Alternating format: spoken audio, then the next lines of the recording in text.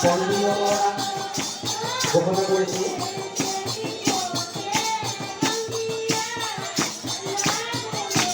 বিদিতা দেৱী,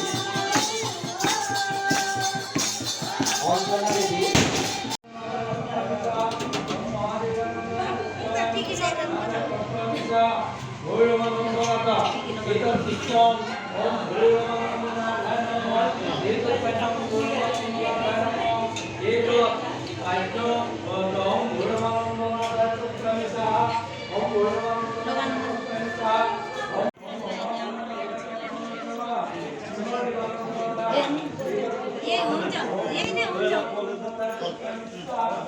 আমাৰ দক্ষিণ মৰাদল গাঁও পঞ্চায়তৰ অন্তৰ্গত বৰমতা চেগুন বস্তিত আজি 18তম কালী পূজা উদযাপনৰ যি সাংস্কৃতিক সন্ধিয়া অনুষ্ঠানৰ উদ্বোধক হিচাপে মোক নিমন্ত্ৰণ জনাইছিলে।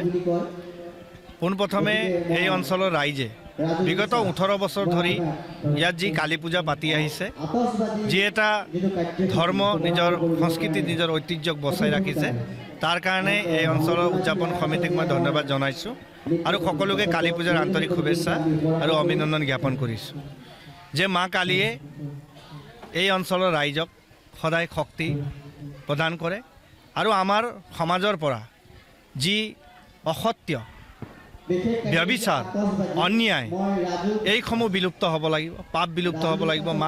মা কালীয়ে এই শক্তি সকলোকে প্ৰদান কৰিব যাতে আমি অন্যায়ৰ বিৰুদ্ধে মাত মাতিব পাৰোঁ।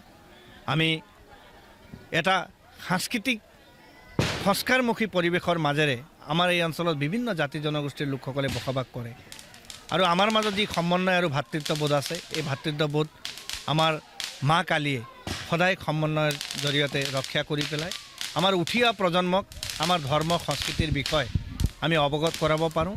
লগতে এনেধৰণৰ সাংস্কৃতিক অনুষ্ঠানৰ জৰিয়তে আমাৰ এই অঞ্চলৰ যি কণ ল'ৰা ছোৱালীসকল আছে, যি প্ৰতিভা আছে, এই প্ৰতিভাসমূহে এটা স্থান পাব, এটা মঞ্চ পাব আৰু অনাগত দিনত তেখেতসকলে নিজকে এজন সাংস্কৃতিক ব্যক্তি হিচাপে বা সাংস্কৃতিক কৰ্মী হিচাপে নিজৰ যি পাৰিদৰ্শিতা আছে এইটো দেখাবলৈ সক্ষম হ'ব।